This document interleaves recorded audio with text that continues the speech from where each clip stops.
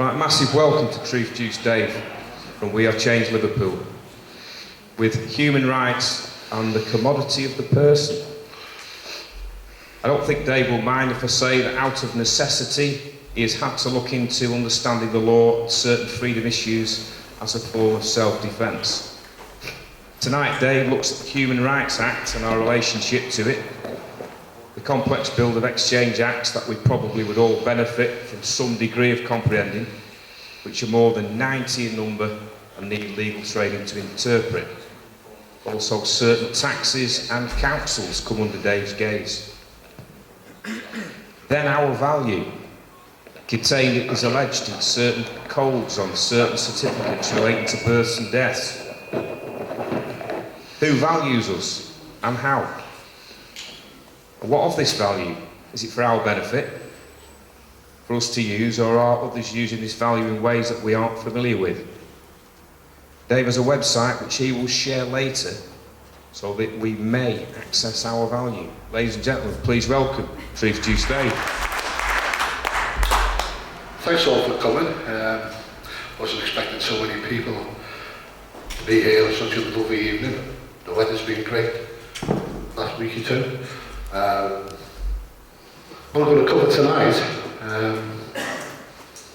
is serious stuff, very serious stuff, and unless yourselves, your friends and your family start waking up to what's coming down the pipeline, we are all totally and utterly knackered.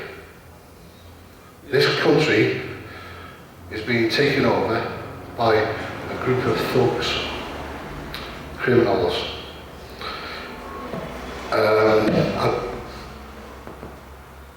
Looking at the Parliament website the last couple of weeks and what I've uncovered, it's breathtaking. Right, I'm going to read something to you. I don't know whether you've seen this or read it yourselves. Can you all see that?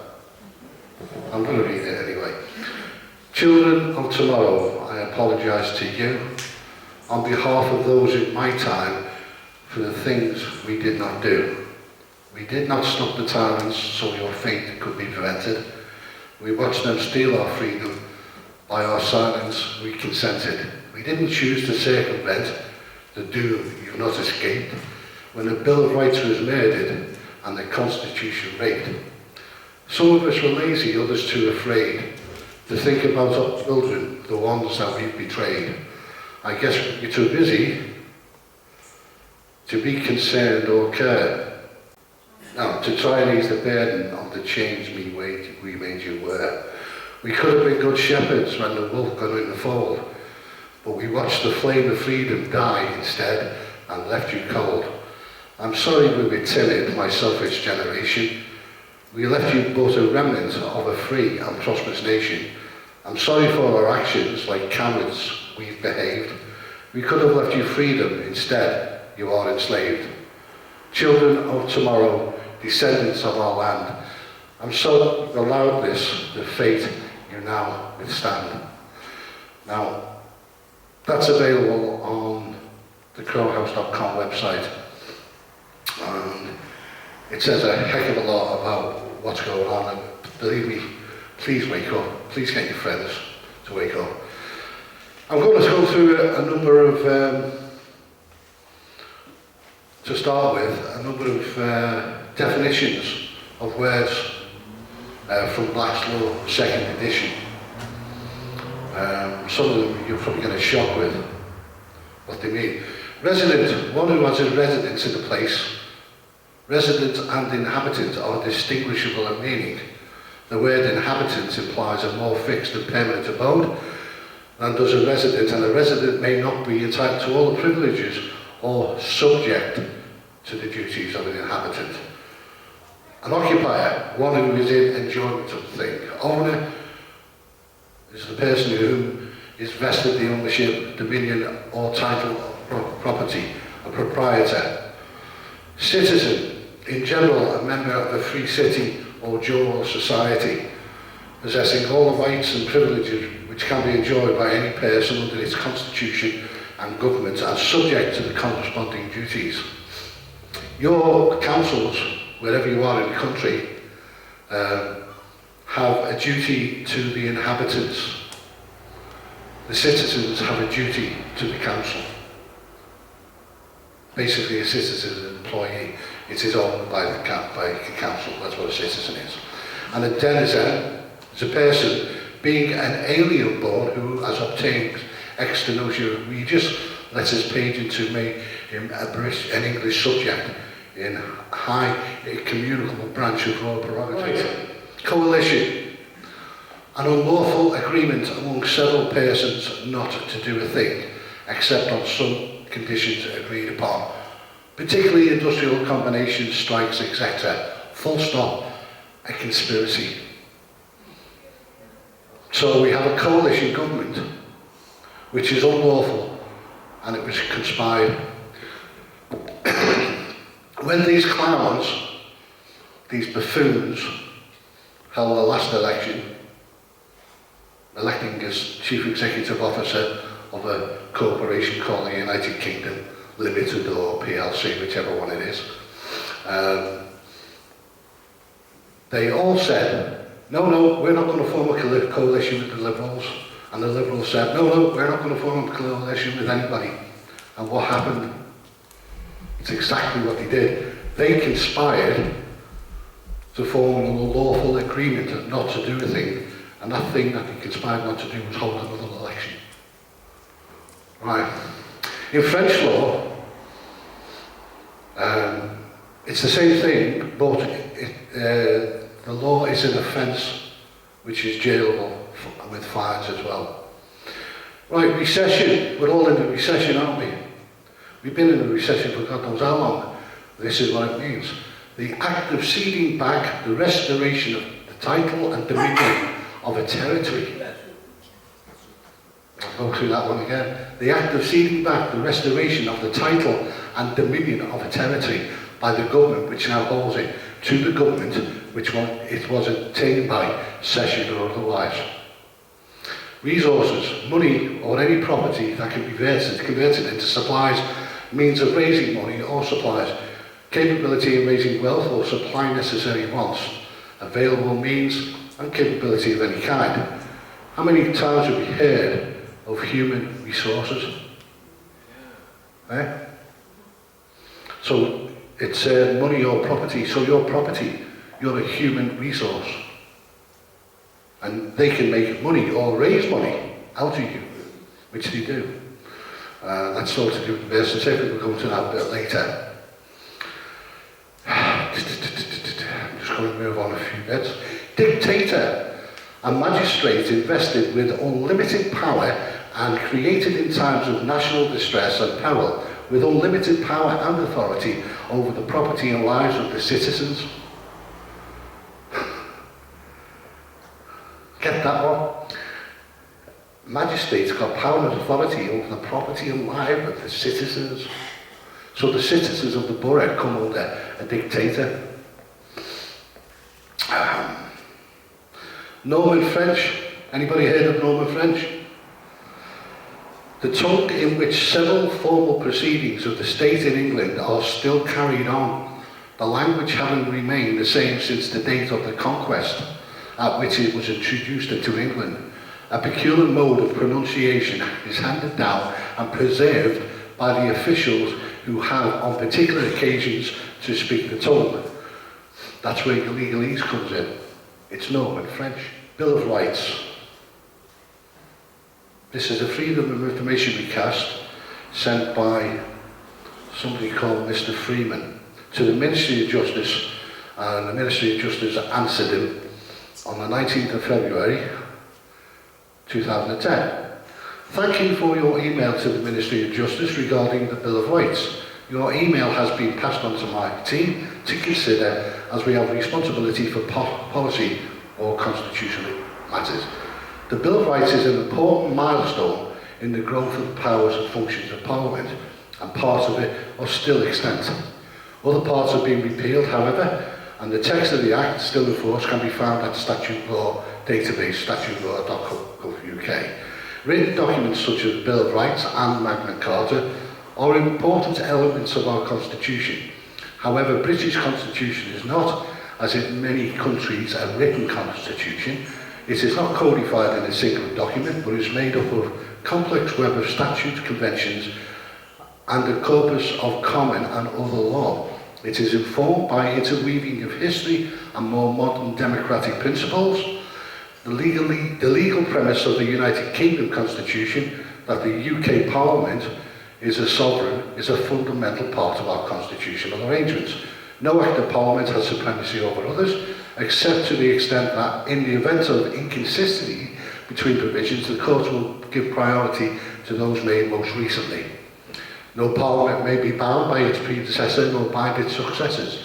Parliament, of course, has to obey the law of the land, but it is open to Parliament to change it by legislation on any matter on which sees fit. It's not bound by one act.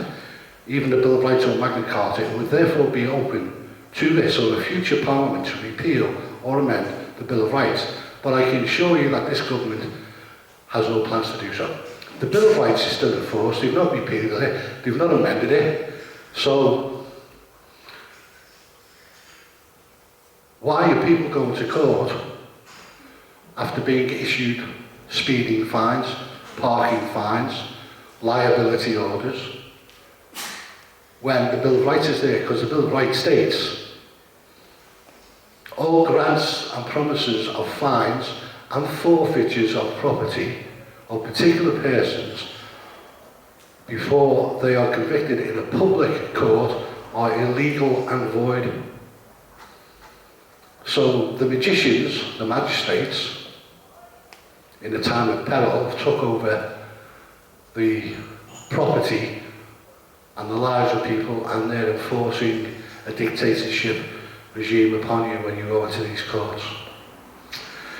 Right, let's move on. Anybody here, don't be embarrassed, because you might get a bit of good news. Anybody here like Margaret Thatcher? Don't be embarrassed. You can't be the only one. I did at the time. Right, well, you'll be happy to know, and I'm sure everybody's going to be happy to know this, that I dug this out from Parliament website last week. A bill to make provision that the annual bank holiday Monday in late August be known as Margaret Thatcher Day. This is not a joke. Be it enacted by the Queen's most excellent Majesty, by and with the advice and consent of Lord Spiritual and Temporal and Commons in this present Parliament assembled, by the authority of the same as follows. Amendment of the Banking and Financial Dealings Act. The Banking and Financial Dealings Act 71 is amended as follows. Schedule 1, paragraph 1 and 3. After the last Monday in August, there is inserted Margaret Thatcher Day. The Act may be cited as the Margaret Thatcher Day Act 2013. The Act comes into force on the 1st of January 2014. This Act extends to England, Wales and Northern Ireland. There you go. So, happy St. Margaret Thatcher's Day. So you can all go out and buy your jellies and ice creams and beef burgers and all the rest of it, and barbecues, and have a wonderful time giving each other presents. Have you heard anything about it? Anybody heard anything about it? Are we going to be, do you think the people will be kicking off and going, what the hell's going on? Do you think they will? Do you think a lot of people are going to be insulted by that? Do you think it'll cause problems? Right, I've been listening, I don't watch television. I occasionally have the radio on in the car, and over the last week or 10 days, there's been some buffoon talking on the radio about they're building another 70 prisons in the United Kingdom for the purposes of long-term inmates being released and moving into a jail closer to where they live, so they can be rehabilitated and put out back into the community. Right, that's coming up. They're building them now anyway. Right, I sent a letter to the government on the 2nd of April. I'm still waiting for a reply. You've got me address there now as well. Right, all members of the House of Commons and Speaker of the House of Commons, the Archbishop of Canterbury and all members of the House of Lords, whereas the general election held in the United Kingdom in the year 2010 did not give any one party a majority to form a government, whereas the Conservative Party and Liberals formed a coalition government, where all parties' manifestos were not to form a coalition government with another party in the event of a home parliament, in plain words, without a clear winner of the said election. Whereas the Conservative and Liberal parties joined together to form a coalition which does not represent the people's wishes and goes against the pledges at the time influenced the peoples of the United Kingdom and gained votes for the individual parties, whereas the ruling coalition government has no lawful right to be in power at this time, as it has not been given consent and did not ask the people of this country for the said consent. Whereas my understanding is that the peoples dictate which party and or parties form a government on their behalf for their benefit. Whereas the government acts in a position of trust in which it administers on behalf of the people with their consent. I understand the word coalition is defined in Black's Law 2nd as an unlawful agreement among several persons not to do a thing. My understanding is that the Conservative and Liberal parties did, in 2010, conspire to form a government in the United Kingdom as opposed to holding another general election, and that this act was unlawful, and therefore all acts, policies, statutes, regulations and rules from this coalition government which it imposes on the peoples of the United Kingdom are unlawful ab initio. Whereas I do not give consent to this coalition government to continue in power and direct all members of the House of Commons, House of Lords to do the honourable act and to dissolve Parliament immediately and announce a general election, which at this time around is on the basis of the lawful Parliament to administer the power of the government by the consent of the people and no more fall into the hands of conspirators to gain control of this one-time great country of ours. I said that on the 2nd of April. As of yet, nobody's replied. I sent it to the Commons, the House of Lords, Speaker of the House. They don't like getting letters like that. They are criminals. Right, let's move on. Well, just add me on Skype, Truth Juice Dave. I'll be happy to send you a copy of that. Because I tell you what, with what I'm going to come up with tonight, you're going to have to start waking up seriously. This is heavy stuff. I'm not even scratching the surface yet. Right, see where we are. Right, there are a number of acts coming through which have had their first reading in, I think it was June. Doesn't matter when the first reading was, but they've had the first readings. And here's the first one that I picked. Right, being prepared for publication. Latest news on BBC, the TV licence fee. Summary. Oh, by the way, a lot of acts of Parliament that are going through at the present moment, in fact almost all of them, if not all of them, are being sponsored by a Mr. Philip Holloway. And he has in his little gang 6 other people that they've all grouped together and put these bills in. This guy's name is on everything, along with the other 6 or 7 people. I'll go into maybe why that is, probably by the second half. Right, a bill to make provision to decriminalise the non-payment of the BBC licence fee. Now that's good news, isn't it? Is that good news? Yeah.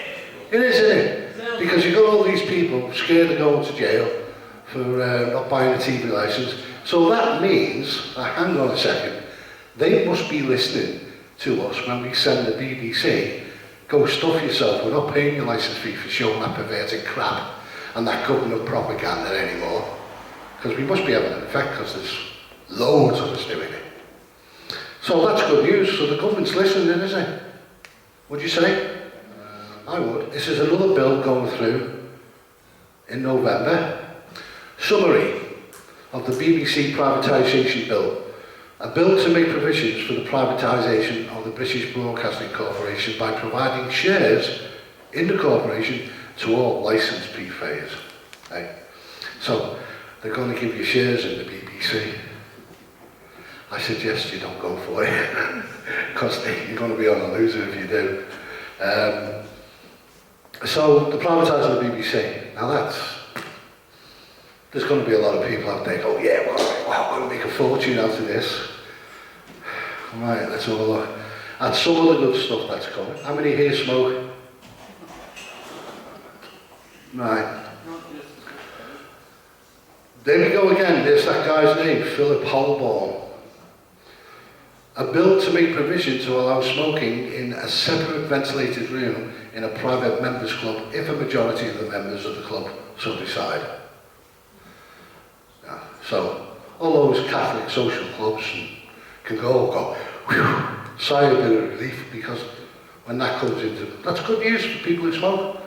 The clubs are empty, you know, people that used to go around with a night's entertainment, the men at chinwag, tell them what's been going on in the world, and fight the crap that's going on. Well, we can get back to speaking to each other again. So, right, to extend the franchise for parliamentary and other elections and for referendums to all citizens over the age of 16. They brought down the voting age, or they're going to. Why do you think that is? What do you think? Anybody got any ideas on why that might be? So they can swing the referendum on Europe. Who is being propagandised more than anybody? The kids. They haven't got a clue what's going on, have they? They're sitting there watching an MTV and a Lady Gaga and all that crap. And bloody mobile phones. All they're interested in is if the mobile phone doesn't work. They have got no idea on what these kids are doing. Right, so did you notice the word to all citizens again? Don't forget, citizen is an employee or a franchisee. You're all franchisees. When you register to vote, you're registered to become a franchise, a citizen of the borough, of the county. No, it doesn't mean you're a shareholder, it means that you have to follow their rules. Like McDonald's has franchises all over the country, right, and they've got to sell McDonald's beef burgers and they've got to sell it to a certain standard, right, and they have to follow McDonald's rules. That's the idea of getting the franchise. Right. I thought you said that the no citizens were all subjects. We used to be subjects, didn't we? When did they change that? Exactly. If they're going to give the vote to citizens, it doesn't affect any of us, even 16-year-olds, because they're subjects. Well, are you registered to vote? As in, You're a citizen. You are. Because you went along and registered and gave power of attorney to somebody else. Everything in this is to do with trust. This is all trust law, every bit of it. And if you give your power of attorney to somebody else to do something for you on your behalf, you've handed over trust, or you've created a trust. Everything is trust. But the only problem is these kids aren't very trusting. Right, let's have a look. What else? European referendum bill. Short title. Here we are. Being enacted, a referendum is to be held on the United Kingdom's membership of the EU. The referendum must be held before the 31st of December 2017. The Secretary of State shall by order, and before the 31st of December 16, appoint the day on which the referendum is to be held. The question has to be here on ballot papers, do you think that do you think that the United Kingdom should be a member of the EU? No. Right, well, you can answer that if you want. You won't be getting an answer off me. Right. Another bill. Repeal of the European Communities Act 1972. Let's go to number 3. Denunciation of treaties. The Secretary of State must, within 1 month of that come into force, put in place measures to commence the withdrawal from or the denunciation of the treaties listed under Section 1 of the European Communities Act. That's the European Court of Human Rights. Now, I don't know whether you know what's going on with the justice system in our country, but it's broken, totally broken. And the only remedy you've got is to go to the European Court of Human Rights when you're getting your rights violated, and going to bring us out of that and put us right back into the jurisdiction of the Human Rights Act 1998, which doesn't hardly recognise any of your rights. Look, Rob Bollocks has done a hell of a lot of work on that. He's got a couple of presentations on the Universal Declaration of Human Rights, 1948, the Human Rights Act, 1998, and the European Court of Human Rights, 1950, if you want to have a look and see the difference, what they've done. And here we are. Latest news on withdrawal from the European Convention of Human Rights. The bill is expected to have its second reading in September this year. It was presented to Parliament on the 24th of June. It's a private member's bill. Do you understand? Does anybody understand what a private member's bill is? No. A private member of Parliament can put in any bill he wants. And here is Peter Bone. Peter Bone is also connected with Philip Holloway, which I've showed you before. And when these people appear, they all appear together. If you go on the government website, don't take my word for this. I've just copied this off our website. Go on it and have a look at all these. A bill to make provisions for an application to the Council of Europe to withdraw from the European Convention on Human Rights and to deport alleged terrorists subject to approval by British courts. Alleged terrorists. Not terrorists, just alleged. Right? So there's no proof. If they want to call you a terrorist, get out of the country. Where are they going to send you? Maybe one of these 17 new prisons that they're building, which are going to be outside the United Kingdom, just like the courts are outside the United Kingdom. You walk into these courts, you're not walking into the United Kingdom because they do not uphold the Bill of Rights. You're walking onto either a pirate ship or the jurisdiction of a foreign country. Foreign language. And a foreign Norman French, yeah. You've been Frenchised. Yeah. Right, how are we doing for time, by the way? Right, here's another one. Again, these are all by Philip Holloway. Holloway, his name is. Have a look. One's a bone, and there's also a choke involved. Yeah. This bill is expected to have its second reading debate on the 6th of September. It was presented to Parliament on the 24th of June 2013. This is known as the first reading, and there was no debate on the bill at this stage.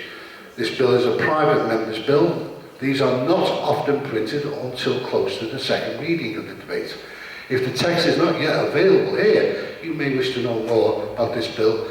Please contact its sponsor, Mr. Philip Holborn. A bill to provide a system of national service for young persons and for connected purposes. We don't know what the connected purposes are yet. Yes, sir? Do you know if he exists? Do you know who he is? Well, if you look at him... That doesn't say right honourable. No, he's a Mr. An MP can be known as a right honourable or a Mr. For example, the MP of my area, which does bugger all for his money, by the way, I'll tell you a bit about that later. The MP of my area, on his letterheading, it's Joe Benton. However, he is referred to in the Commons papers as Mr. Joe Benton.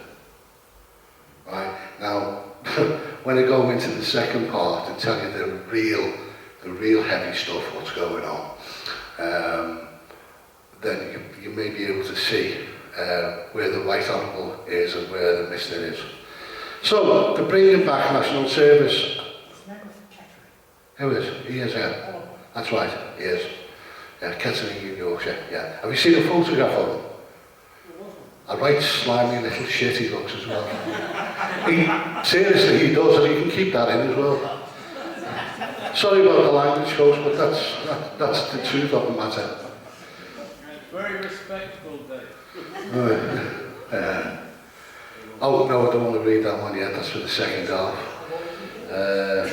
So, the good things that are coming are, some people's eyes, the children are going to get voting rights.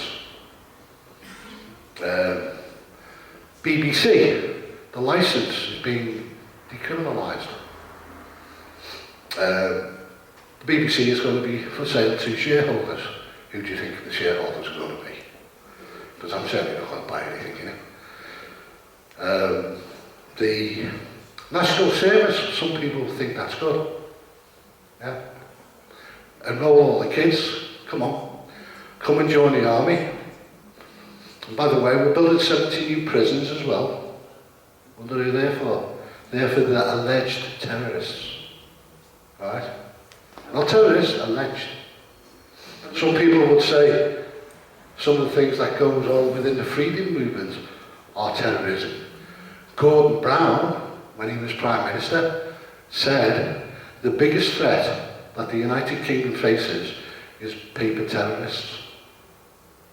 What are people doing now with mortgages, debt, letters to Parliament, and finding out what the law really means? We're asking questions. We're all saying, prove it. Where's your authority? I never voted for you. You give yourself them rules. So they're going to have an army full of young kids. They're going to have young kids voting. Because we're not going to vote anymore. Anybody here going to vote at the next election? Anybody at all? No. Because if you vote, you give them consent to carry on what they're doing. And when you say, oh, that's a lot of time it is. What time? Here's an interesting one for those who are versed in politics. This one was sponsored by Peter Bone, again, 24th of June this year. Summary of the office of the Deputy Prime Minister Abolition Bill 2013 to 2014. A bill to make provision for the abolition of the office of Deputy Prime Minister and its responsibilities to be allocated to other departments of the state. Does that ring any alarm bells here? Does it? You abolish the Deputy Prime Minister and the Prime Minister dies, becomes incapacitated. Who takes his place? Who takes his place? There's no deputy anymore. Well, let's move on to the next part. And I'm going to have an early break, if you don't mind, Rob, to give you something to think about. Right? And here is another thing. Another bill going through now. Second reading is about to come. Again, 24th of June, Peter Bone, the sponsor. Summary of the Prime Minister Replacement Bill. A bill to make provision for appointment of a Prime Minister in the event that a Prime Minister is temporarily or permanently incapacitated.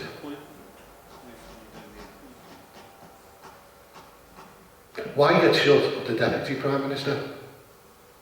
Why? Anybody any ideas? Make way for dictation. Absolutely. Absolutely. And my thoughts on this, when I see these two together, hang on a sec, why do you get short? To bring a national service in, right? They snuck under our noses a Margaret Thatcher Day bill. I mean, crikey. You'd think the papers would be all over that one, wouldn't you? Anybody buy papers? No. Anybody watch the telly? So you think that the media would have been all over that one? Hey, no. Are they all over this one? No. Why? And why are these all by Peter Bone and Philip Hollowbone and a few of the other characters that are all together in a tightly knit group? Well, it doesn't appear it is. Because if you go on the website, Pollock website, it shows you the people attached to all these bills, and they're all the same people. And if you want to have a break for 20 minutes, give you something to think about, and we'll go in to what's behind that. Who are these people behind it? And what remedy do we have, if any? And then we may talk about bills of exchange and your birth certificate, but I think this is more important because the second part is going to go through who is behind all this. Right, and I'll give you a clue.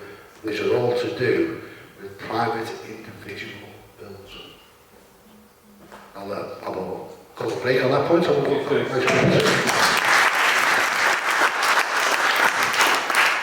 Thank you. Santos Bonacci, don't miss that one. He's fantastic. Has anybody seen him yet? Brilliant guy. I speak to him a hell of a lot on Skype. He's doing Truth Juice gathering as well in August.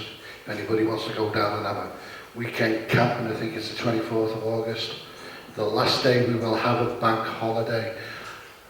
From now on it's Thatcher Day.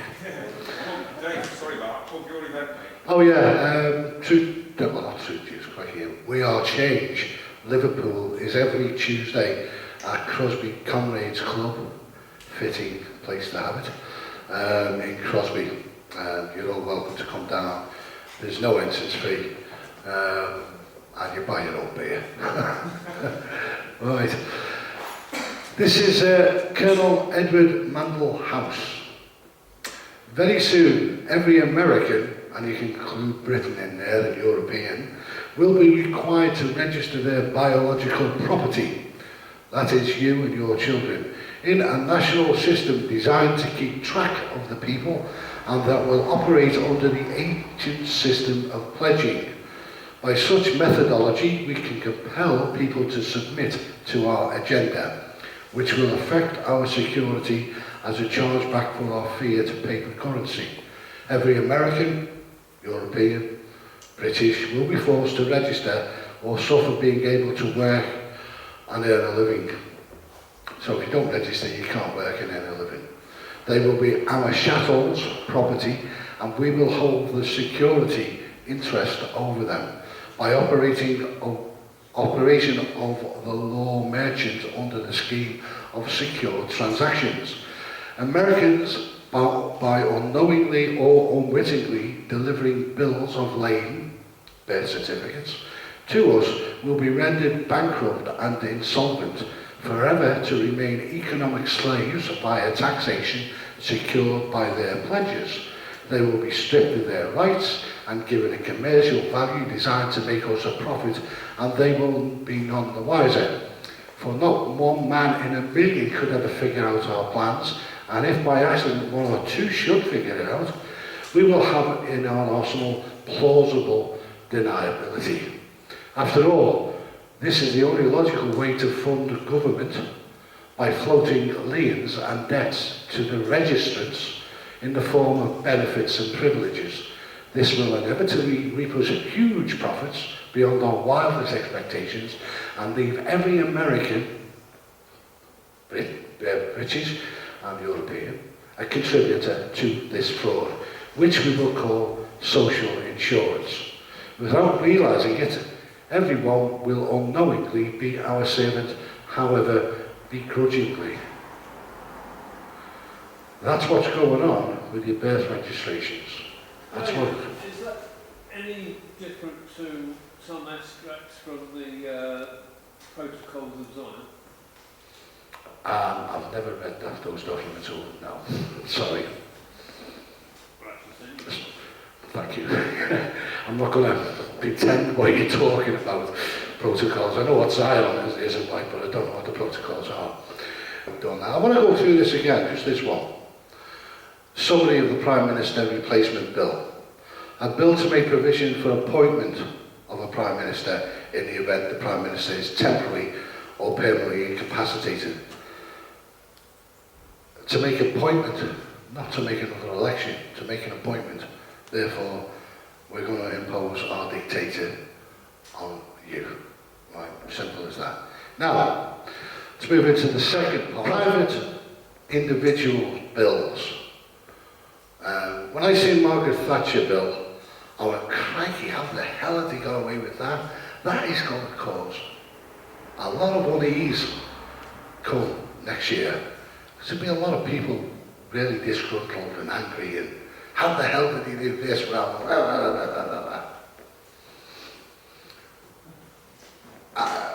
So what we're looking at here is the BBC stuff, national conscription. A lot of people said go for the young man, and you've got Margaret Thatcher's Day, which is going to cause all sorts of problems. So next year, in the headlines, we know what the media are like, the propaganda machines for the government and the government agenda. So all you're going to get is Margaret Thatcher Day, conscription, smoking ban. You can smoke in your members' clubs. And what else was there? But the important stuff that's going on in the background, the abolition of the Deputy Prime Minister, you won't hear about. Or how to appoint a new Prime Minister in the event of his death or incapacitation. You won't get to hear about that. So, smoke and mirrors. That brings me to the private individual bills. You, each one of you, can make your own bill and put it before Parliament if you didn't know that. Did anybody know that? I didn't know. Sounds good. Did anybody know that? No. No. Well, yeah, each one of you can make your own bill. When I found this out, I went, wow, this is great, this. I'm going to put a test in and have Thatcher Day abolished. Then I read into it more. And it says on the Parliament website, it says, private individual bills are mainly put forward by organisations to have a law be passed for the likes of a railway. Like so Branson wants to build a new line and take you from, I don't know, Scotland to France or Norway or something. And he would then have to inform everybody who would be affected by what he was doing, right? Or who was affected by that bill going through Parliament. He would have to say, right, I'm going to build this line from Scotland, it's going to go right the way through Loch Ness and right over the Grampian region, going to build this obnoxious bridge and it's going to end up in Norway, so on and so forth. And then, if he's informed everybody and nobody objects, then it can go through the second reading and be passed. However, Richard Branson has to go through what's known as a parliamentary agent. A parliamentary agent is the only person in Parliament that can charge for its fees. And it costs lots and lots and lots and lots of poppy, lots of it, right? Because of the intricacies and the complex way in which these bills are brought about. So unless you've got millions of pounds, you're not going to be able to put a private individual's bill in. Now, excuse me, I've had dealings with a couple of the authorities over the last few months, along with Rob Bollocks. I'm sure, did anybody see Rob Bollocks' thing on his council tax? No? Well, Rob's been challenging Wigan Council over council tax, and what he's uncovered is that Wigan Metropolitan Borough Council have the billing authority, and Wigan Council doesn't. They are two separate entities. They have two different addresses of where the businesses are registered. Wigan Borough Council has the billing authority, Wigan Council doesn't. The bill comes from Wigan Council. Now, he's hit a stone wall, finding out, trying to get these people to say who they are. But he's done a sort of searching, and his searches has uncovered that Wigan Council is run by a big bank or big organisation, or owned by a big organisation. Now, I'm not sure whether it's Capita Circle or one of them. So they're taking the authority from Wigan Metropolitan Borough Council, who had the Royal Seal, and as a private corporation imposing council tax on the citizens. I suggest that what's happened is that these big banks have got put in these private individual bills because they've had the dosh behind them, and been able to change the law as regarding the Local Government Act. And it's been a long-term thing, and that's where we're at now, where everybody is a citizen and everybody does as the bloody well told, because if you don't, you're in trouble. This is where your bedroom taxes have come from, because they have employed parliamentary agents to put in new laws so that they can charge you bedroom tax, right, and get shut of all these single persons discounts and issue their own liability orders. The local councils have the authority given to them. Probably, I'm not 100% certain on this, but if it looks like shit, smells like shit, it's normally shit, isn't it? Pardon the expression, but if it looks like it, sounds like it, the chances are it's going to be. They've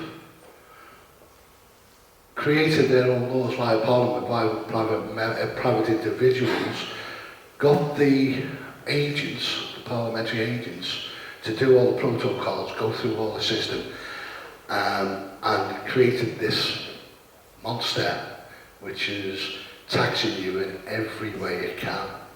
Hence we've got all this new stuff, bedroom tax, and so on and so forth. But not only that, your council, wherever you are, 2 years ago, no, sorry, not 2 years ago, last year, brought up a new constitution. Every one of them did. And it's all worded the same. And each one of them, which, don't forget now, we're talking about a private entity. We're talking about a bank or something like that, are issuing their own liabilities in their own courts. Any council building can be nominated a court. If this is owned by the council, we can have a court here today. As long as the magistrate on the premises, doesn't matter, it can become a court.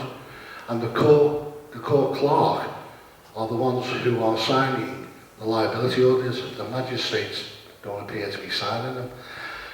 If you go onto We Are Changed Ashton, or Manchester, and go look for the Ashton group, there's a document there, and it's the Justices Clerk Society document, where it states that 2 years ago, there was questions to MPs regarding the validity of liability orders made by the council.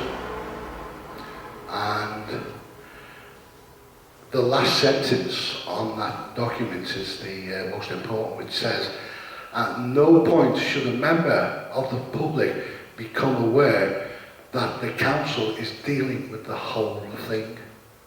Now that goes against all human rights laws, and that goes against the Bangalore principles. The Bangalore principles are the set of rules, regulation, codes, laws that govern all our judiciary, clerks of court, magistrates, judges, etc. And it flies in the face of that. One of the things the Bangalore principle states is it has to have transparency. And there's the Justices Clerks Society saying that at no point should a member of the public be aware that it's all in-house. So your council tax, your councils are having their own private courts, and putting liabilities on the citizen, the person, if you understand what I'm talking about here, right? And it doesn't matter whether you turn up. It doesn't matter whether you turn up. They're going to issue that liability on it. Now, in my own case, I've been on sickness benefits a number of years, and I had my benefits stopped on the 7th of March due to this ATOS, right? And ATOS, by the way, the benefits agency is flying in the face of their own laws, which I'll tell you about in a minute. If anybody's got any issues with the benefits agency, come and see me, but take note of what I'm going to tell you now. Back in March, I had my benefits stopped via ATOS, whatever it stands for, I don't know. But they are a third party. Now, according to the Social Security Act of 1992, right, there are certain benefits which shouldn't be stopped. They are income support, disability living allowance, or PIP as it's called now, sickness benefits, there's a list of benefits anyway, which cannot be charged or assigned. That means they can't assign it over to a third party to administrate it, because the DWP are the trustees, Department of Work and Pensions are the trustees. And if you go to the Financial Contributions Act, it states that, again, it can't be assigned, and that you are the beneficiary. That means you're beneficiary. So if the word beneficiary is ever used, it can only be in two cases. Number one, a will, or number two, a trust. Right? It's a trust, of course it is. It should, I mean, that's what that first argument I showed you, and the second half of the registration birth certificate. That is a trust, right? And you are the beneficiary of that trust. So they've assigned it over to ATOS. ATOS have made a decision, and bang. Now, having no income whatsoever means I can't pay any council tax, no matter what liability they want to put upon me. I can't pay. He who does not have cannot give. Yeah? Can't get blood out of the stone, as my dad said. So, Sefton Council can bug off. They can send as many letters to the trust, Mr. David, to reduce as they want. Because I'm not going to put my energy behind it. But anyway, I got a liability order, and it said, let's see if we've got it here. And guess what? No. Never mind. It says, notice of a liability order. A liability order was issued by the Magistrates Court on whatever date it was in June, and you owe us £151. If you don't cough up, we're going to send the boys round and put you upside down and shake, you know. So I wrote back immediately saying, which court was it? No, because it didn't say South Sefton Magistrates Court, it just said the Magistrates Court. Right? And show me a copy of this order. They show me a notice of it, but do not show me a copy of it. So I wrote to this Margaret Rawding. Here's an interesting title she has. Margaret Rawding, Head of Corporate Finance and ICT. I don't know what ICT means, but she's Head of Corporate Finance, and she's going after the corporation. If she's Head of Corporate Finance, she wants money off another corporation. Which ain't me, because I don't do business on my own. Anyway, so I sent that back, and I also went along to South Sefton Magistrates in Merton Road, in Bootle, with a subject access request notice and a N244 to have the judgment set aside on the grounds that I was not given notice that there was a hearing. Yeah, Bill of Rights 1689. So, the South Sefton Magistrate wrote back to me a week later and said, there's no liability orders or anything like that being issued from this court. I then sent a long spoken letter to the Chief Magistrate in Sefton, and the Chief Magistrate in Sefton happens also to be the MP. Yeah, right, whose name, it won't be mentioned here, but it's Joe Benson, who does very little for his money, by the way. A Labour MP, safe seat, he's had it for 20 years or whatever, did not oppose the Margaret Thatcher bill, yeah, Mr. Benson. I've met him on a few occasions, and the last occasion I met him, he said, by the time the next election comes, there'll only be two parties in this country. It'll be just like the United States. They were his words. I also asked him, do you represent the people of this area, or do you represent the citizens? Because I know the difference. And he said, I represent the citizens, whether they voted for me or they didn't. So he doesn't represent the people. Okay.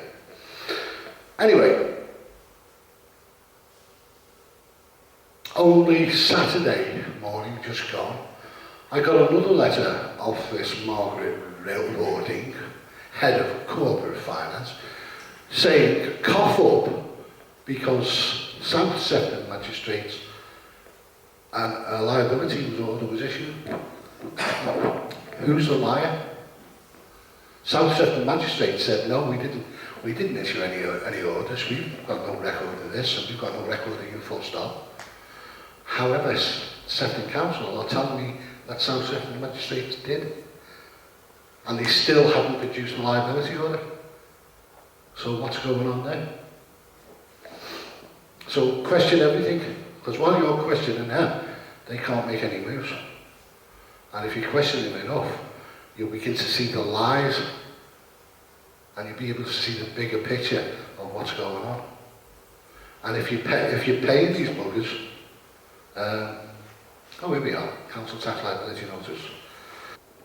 Here we go. It's important that you respond to Sefton Council now with the information we need to help you. Our records show that you have not paid or have paid insufficient council tax in respect of your book property.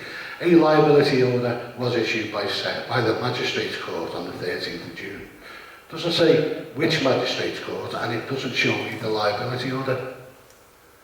So what do? I mean, who the hell's Sefton Council anyway? It's not Sefton Metropolitan Council. Sefton Council is being administrated by a Mershow, which is a private corporation. And they're making demands on my trust. This is Justice Clerk Society, which is, it's on the Ashton Group website. Right. April 2011. Procedure in liability order applications. Background. Council has been contacted by Peter Downton of HMCS enforcement team concerning the way HMCS records the making of a liability in council tax cases. Due to challenges to the process in various quarters, including questions from MPs, the concerns raised are that the procedure is not...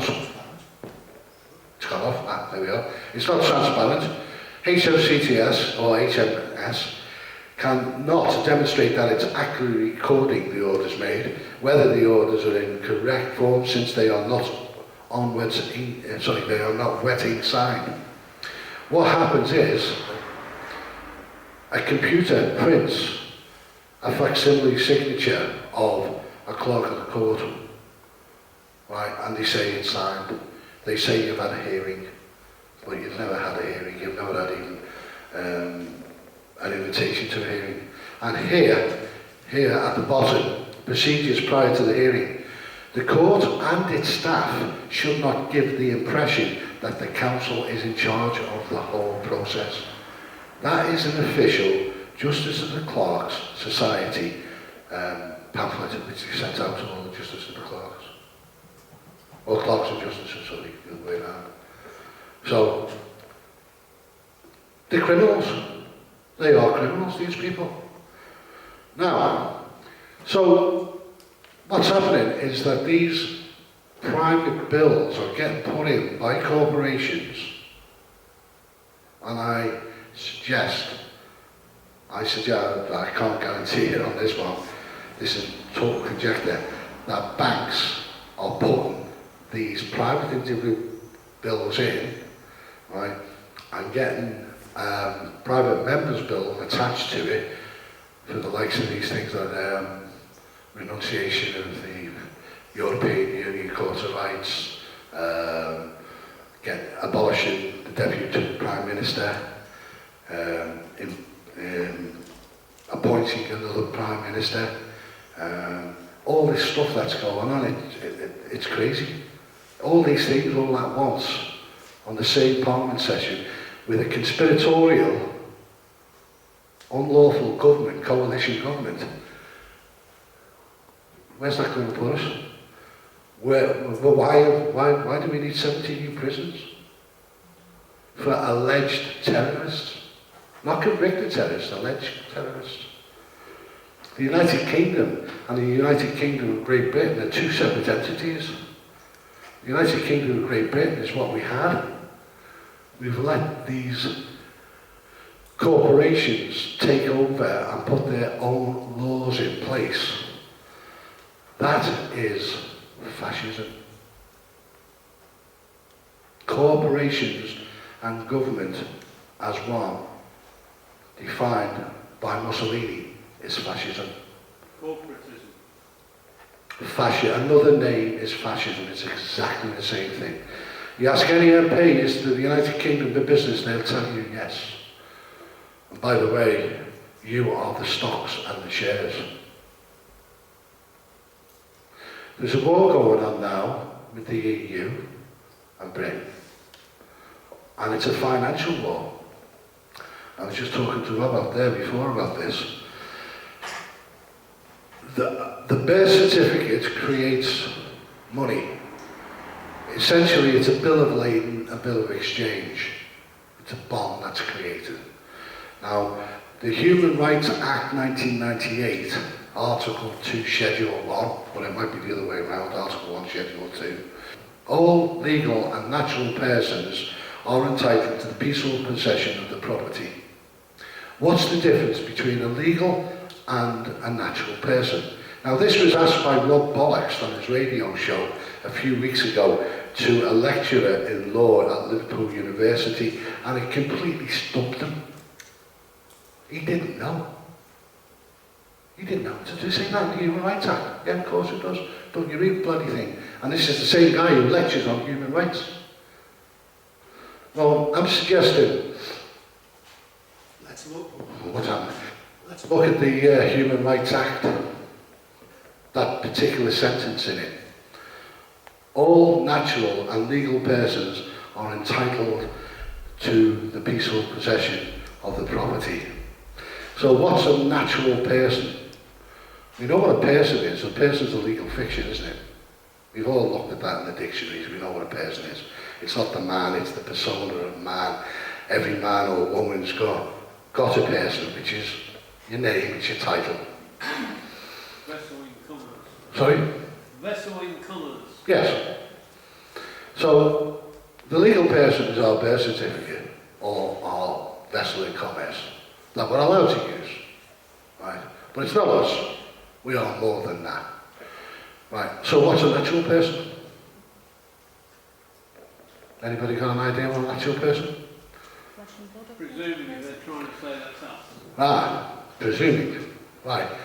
What is being naturalised? I mean, you come from Scotland into this country and you want to become a citizen of the United Kingdom and you swear an oath. I swear by Almighty God, blah, blah, blah. And they give you an insurance number and you become naturalised.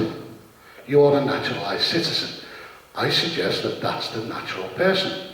And every time somebody swears an oath and becomes a part of this jurisdiction in the United Kingdom, a bill of lading is produced, a birth certificate, if you like, and we are taking the securities away from their country where they were born, because they've been certificized there, and we are taking the property of another country and putting it in the coffers of the United Kingdom PLC Limited or whatever other pretense it's going on with.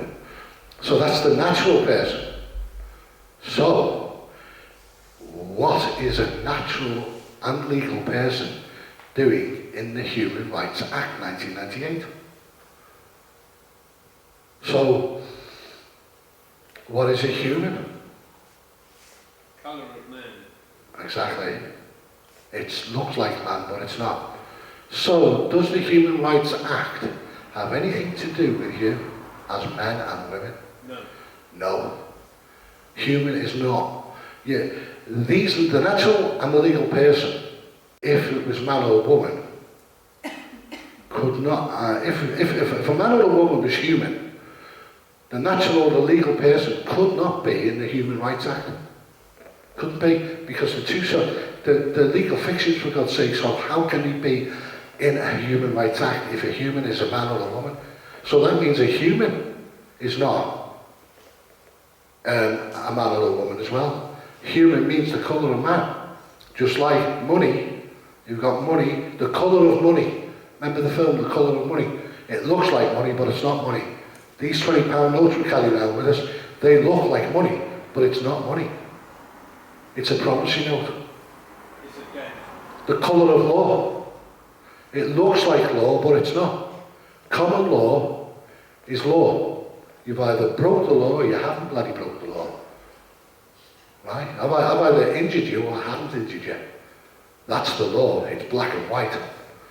However, legally, it's the colour of law. So human does not belong in any rights for man. So don't think Universal Declaration of Human Rights and Freedom has anything to do with you lot. It doesn't. All has to do with the natural person, the legal person, and the human. So where does that leave us? Where does that leave us? Shall we talk about some, if we can, solutions? Right. Oh, you might like this, by the way. This is before I start talking about solutions, let me just show you this. Right. This is an N244, which is a form to have something set aside, or get a judge to do something for you. Right now, this particular N24 is mine into South Sefton Magistrates, right? Which, what order you're asking the court to make and why? Set aside a liability order in favour of Sefton Council against myself, as I had no notification of any hearing. Right. How do you want this to have this application dealt with at a hearing? How long do you think it'll take? 20 minutes. What level of judge does your hearing need? An honest one, if possible.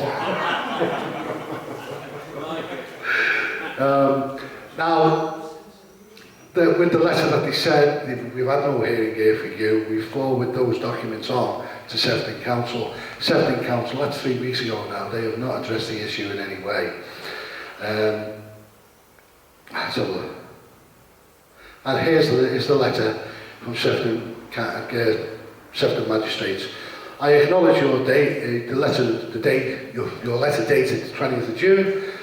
Sefton Magistrates do not hold any historical information, documents or records or payments relating to council tax. Therefore, I will forward your letter and application notice to Sefton Council for their attention and action.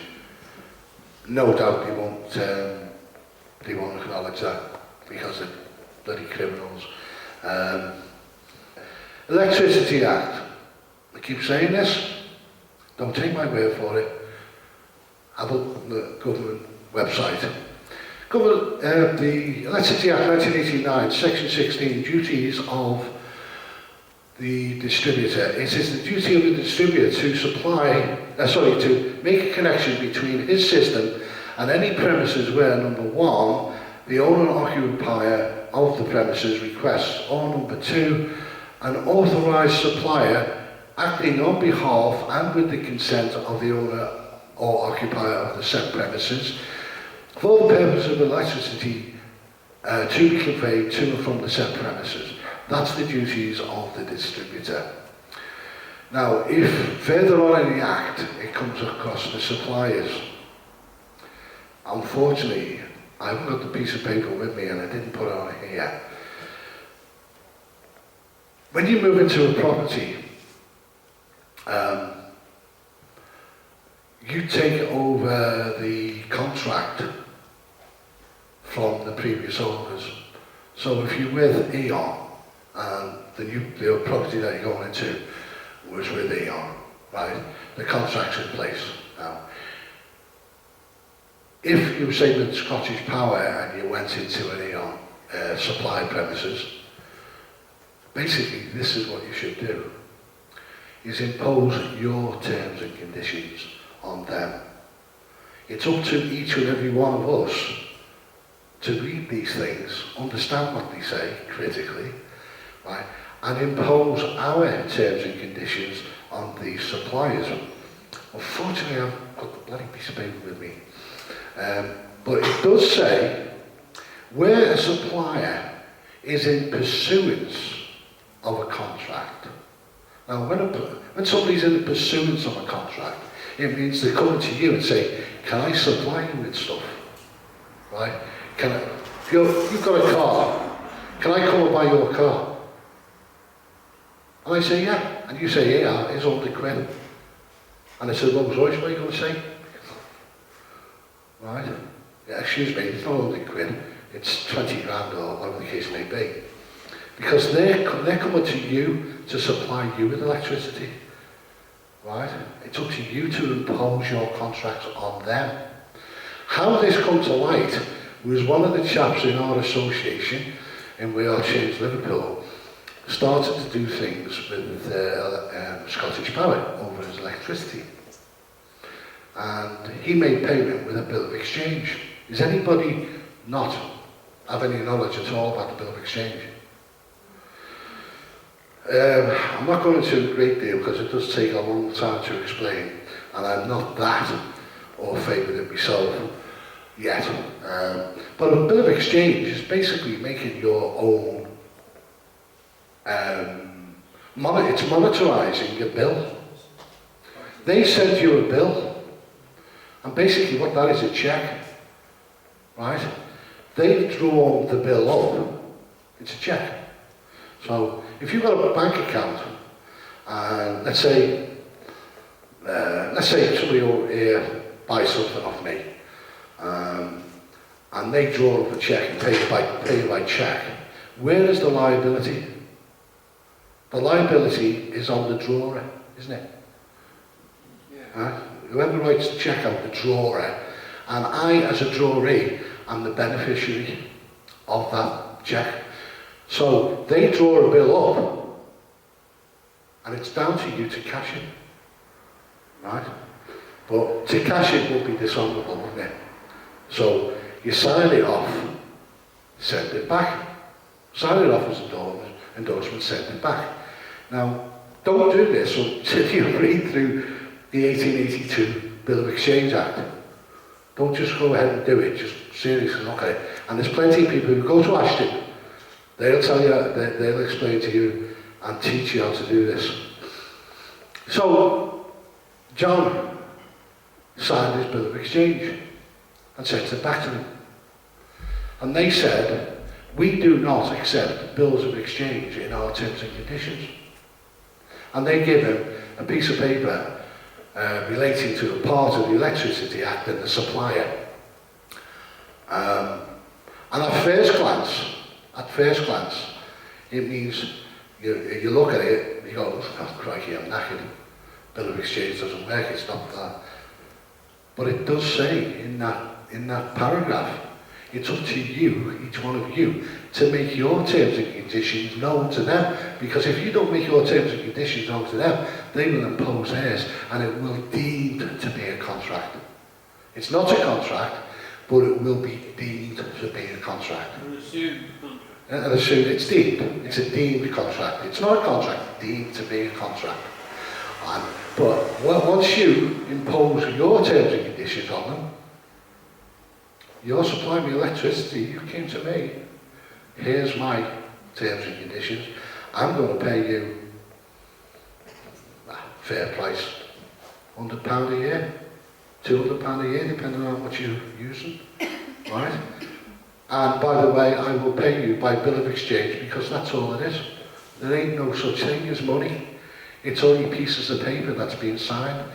The banks, that don't get you loan.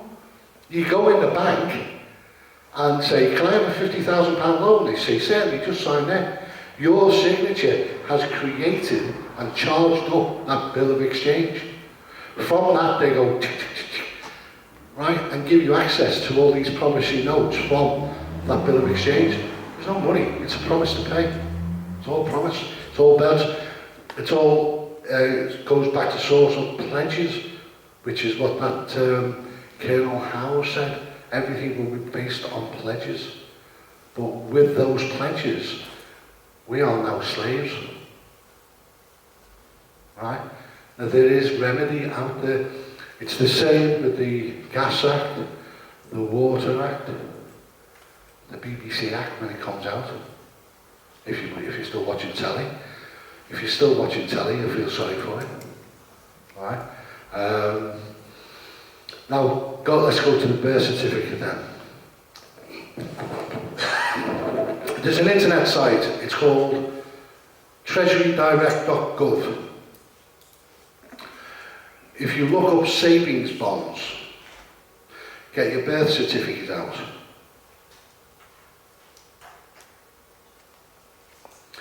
Or a death certificate, or a marriage certificate, or a certificate for release from service. Any kind of a certificate which has got a stamp on it, or is on bonded paper. Sorry? Treasurydirect.gov. Go to savings, then you'll come across another one with a number of things, a number of buttons on it. One of them says E-bond, EE bond, some and a couple of other types. Denominations, dollar.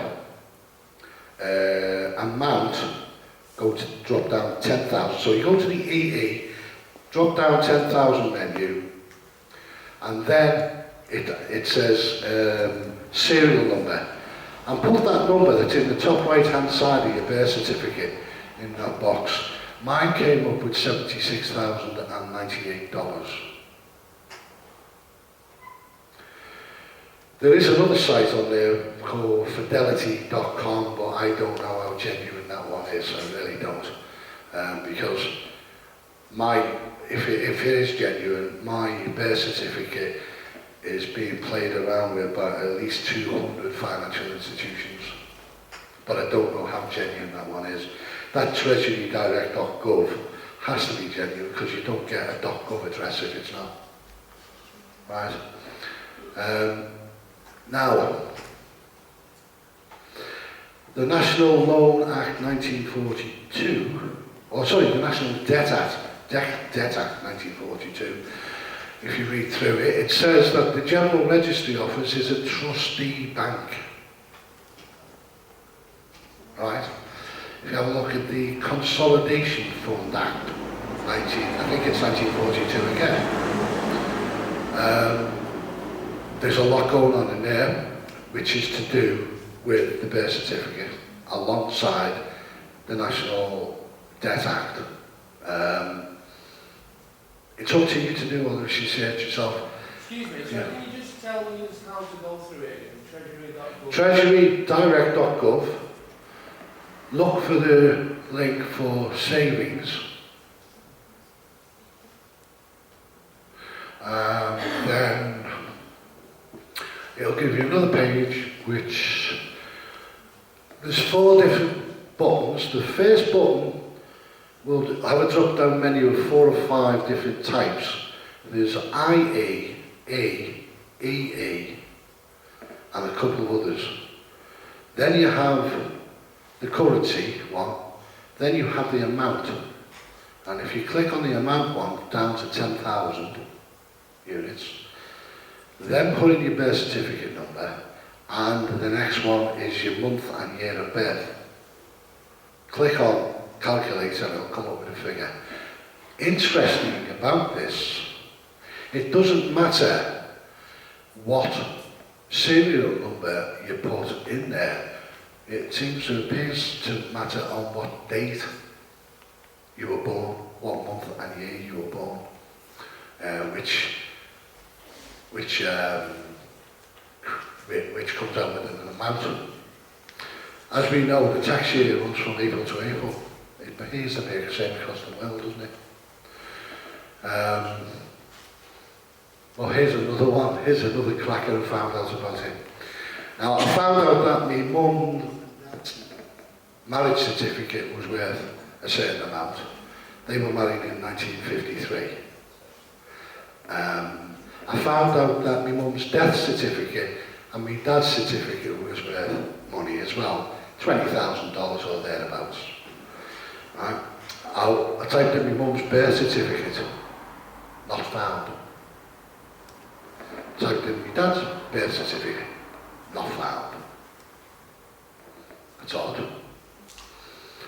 It appears from 1941 onwards that any certificate which has been produced,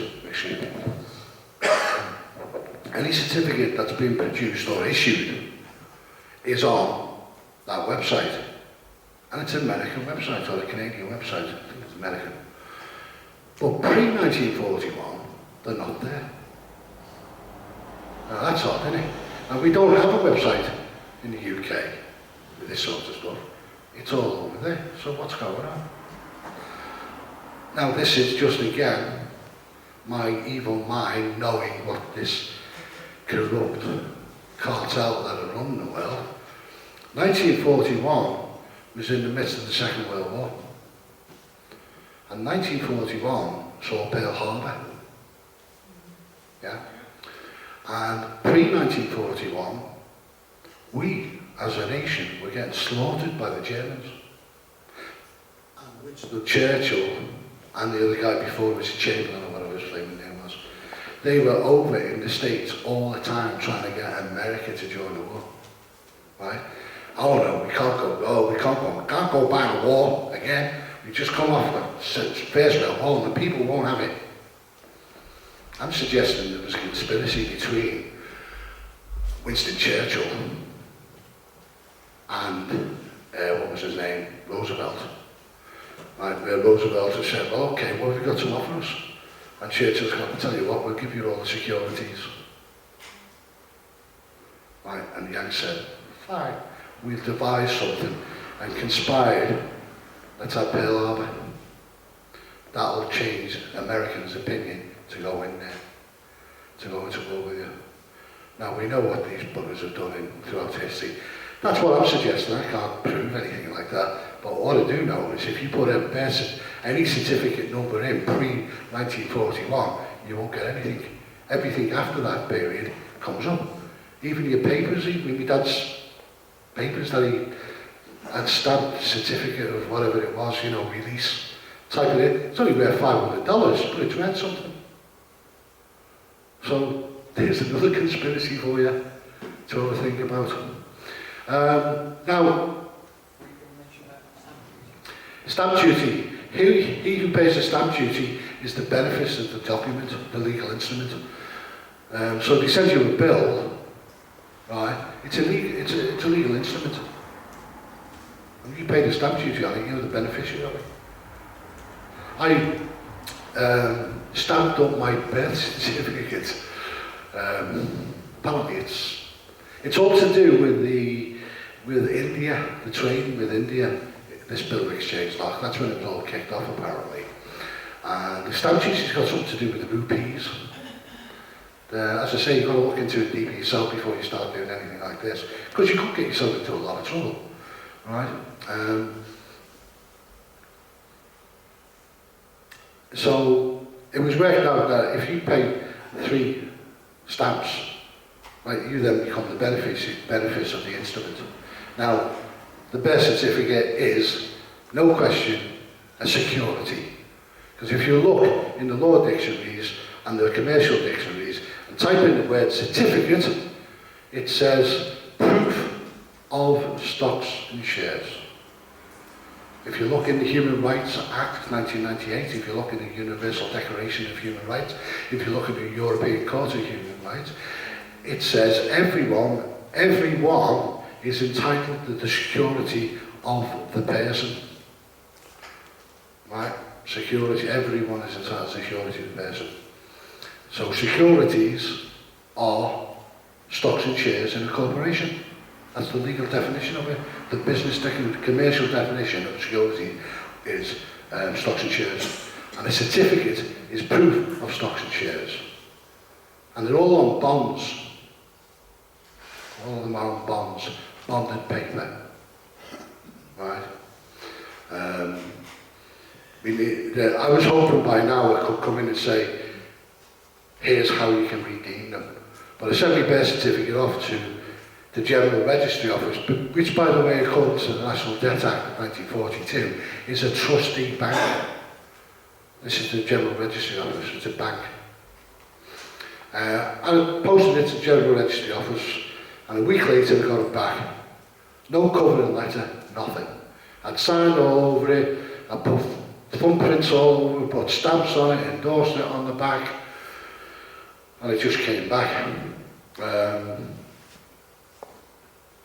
Since then I've found out that if you go to cash in securities, you have to have the witness of the signature present. Now, I don't know whether that's all that's gone wrong, but I am having an appointment with the General Registrar as soon as I can. I went down to the registry office to do this, but they said, oh, no, the General's not here, it's only a registrar. It's all compartmentalised. She didn't have a bloody clue what I was talking about, but very interested in it. So I've got to go to Southport and see what happens there. I've been into a bank, by the way. Oh, I must tell you this, there's somebody who goes to the Ashton Group, Darren, I don't know whether people know him, but he went into his local bank and said, I'd like my title changed from Mr. to Master. Cut a long story short, he got a letter, got a phone call the next day from the legal department at the bank saying, I don't know if this means anything to you, but it's certainly, I can't understand it, but your account has been updated to Master now. And a week later, he got a MasterCard and a Visa card with the title Master. Another guy heard about it, he went into his bank to have the Mr, because the Mr is contracted. It's contracted from Master. And it's interesting, if you want to go in your bank yourselves and ask this question and say, I'd like my title back to what it was, please, Master. Oh no, you can't do that, because it automatically goes to Mr at the age of 18. So that means you're contracted down to the legal fiction. Master, from Mr from Master. So it's not your full self. I done the same on Friday, and I'm still waiting for an answer from the legal department, but when I went in, they said, I want to change it. Have you got any proof that you're Master? I said, yeah, birth certificate, because I've written Master. And she went, do you mind if I take a photocopy? I said, no, go ahead, so if you want. And The boss's office is Sure. just there.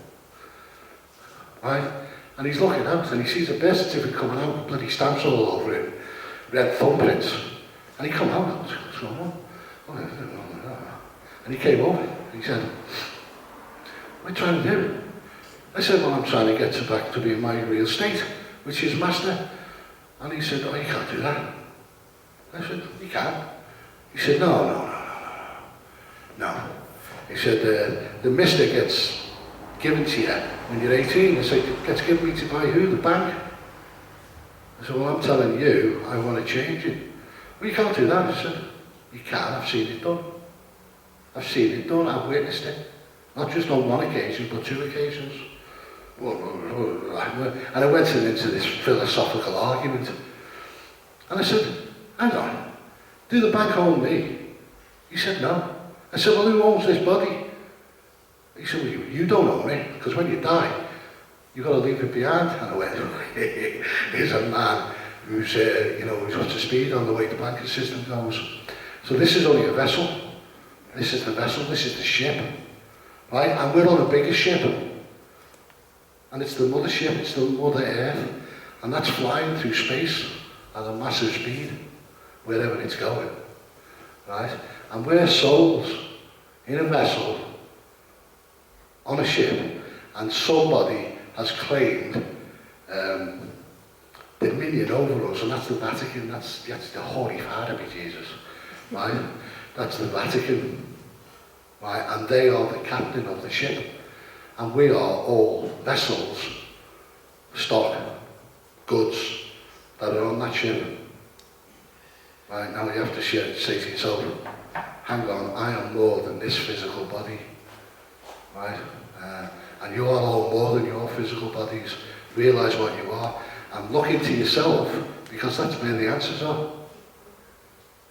If you look into yourself, then you start to see how powerful you are, because you are more powerful than any of these legal instruments that these buffoons are putting in front of you to scare the shit out of you. Sorry about the language again. Because that's all it is, it's pieces of bloody paper. Right? Once you start realising who you are and make changes in your life and question their so-called authority that they got over you'll be a slave. You're not slave, you were born to be free. You're born on this ship, this spaceship that's flying through the universe. It's got organic material and it's got other material things on it, but we're all flying together towards whatever is coming. I've no idea. But there's somebody who's took over your authority, take it back. Every time you open a bank account, you give them power of attorney over you, take it back. Every time you vote for an MP or a councillor, you're giving them the power over you. Take that power away, put it in writing on your own legal instrument, and pay the stamp duty of the legal instrument that you are about to write, if you do. Is there anything else I want to cover before? What time is it now? So look, oh, it's half 10. Yeah, there's an easy way to get the master account. Ah, yeah? Just go to the post office. They'll show on the internet, they'll show you Mr. Mrs. this and this. Yeah. And they'll say other. You go to the next column, it'll open up. And this is the interesting bit. You got Admiral, Brigadier, all that. Yeah, no, there's one admiral of the fleet, isn't there? The interesting bit is master and madam are above all them. Yeah, So that's Yeah. the way to get a master account. yeah. That's at the post office.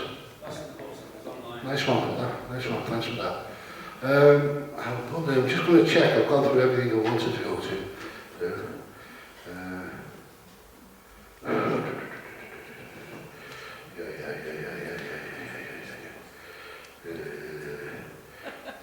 Withdrawal of human rights.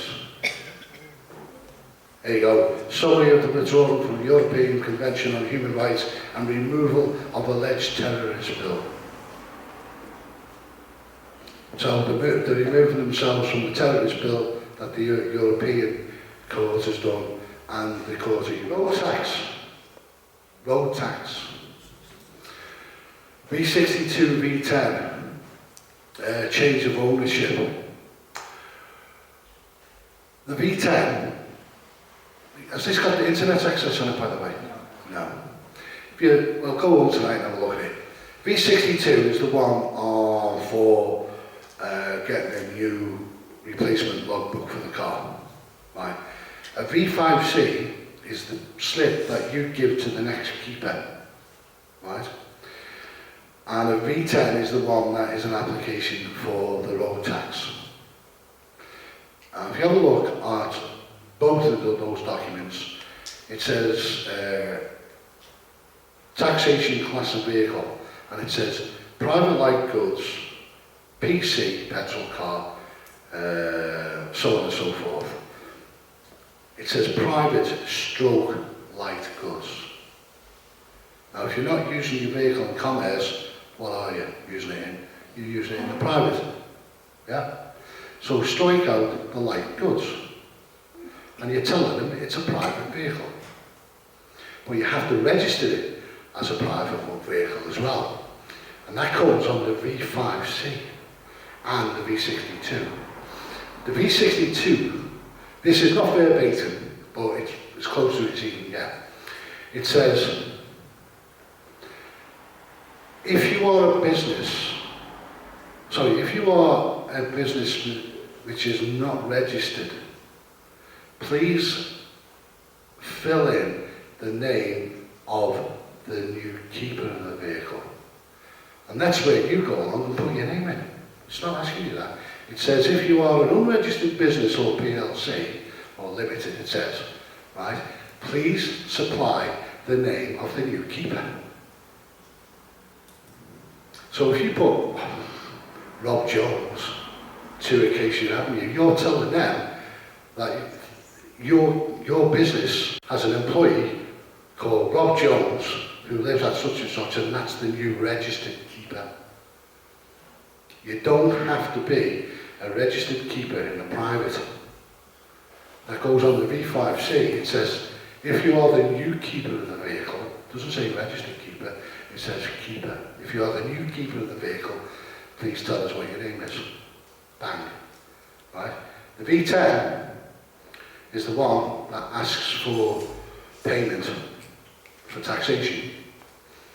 And again, it says taxation class, private stroke light goods. HG, it doesn't go with HGV, it's whatever. There's a number of other options.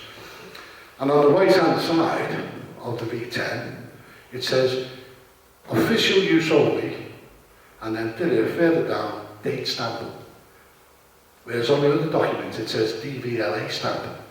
On the V10 it says date stamp. You pay the stamp duty, you're the beneficiary of the instrument. And you're not registering it, or you're registering it as a private car. That's taking back the ownership. That's taking the ownership of the vehicle and telling them that you are using it in the private, not the public. Look at these things yourself. We just haven't. We've not looked. These things are already there for us to use. It's actually very simple, isn't it? Yeah. It's just the way that we've been trained not to read. We've not been taught in the trivium, quadrivium, you know, the 7 liberal arts, whereas the elite have. Right? I mean, have a look, go to the DVLA and have a look at exempt vehicles. There's loads. And it says, and others. Does that mean you're still entitled to use it on the public highway? Or only on private? Well, just bear with me a sec on that one. Basically, there's a word, kemin or keymin. Has anybody heard that word before? It's basically the King's Highway where anyone can travel.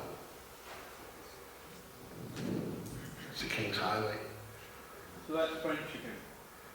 Kemin? No, it's not. No, that's an old English word. Oh, Shimano. Yeah. Shimano. Well, it could be, because a lot of it's been franchised, hasn't it? Yeah. Yeah. Normal French. Yeah. I can't speak French, so I can just about speak English. And most of the words I come out with, I don't understand the meanings. Especially authority, I don't understand it. Or stand under it. We don't stand under it. Yes, Michelle. What do you mean when you say pay the stamp duty on it? Is it just buying a stamp? I reckon so, and sign it across it. And date it. What value is Have a look at the Stamp Act. Read the Stamp Act. These things, you've got to look at yourself. There's no point in taking my word. I am not a lawyer. I am not a legal advisor. I am here for entertainment purposes only. Read it yourself and read the things critically, because we don't follow what these tossers are doing in Parliament, do we? I mean, how many of you knew about Margaret Thatcher Day next year? Did anybody know? I know you did, Joe, or anybody else. Did you know? Yeah. But we don't read it, do we? We don't read these things. So it's up to us to watch what they do, because I tell you now, they know everything that you're doing. They know everything.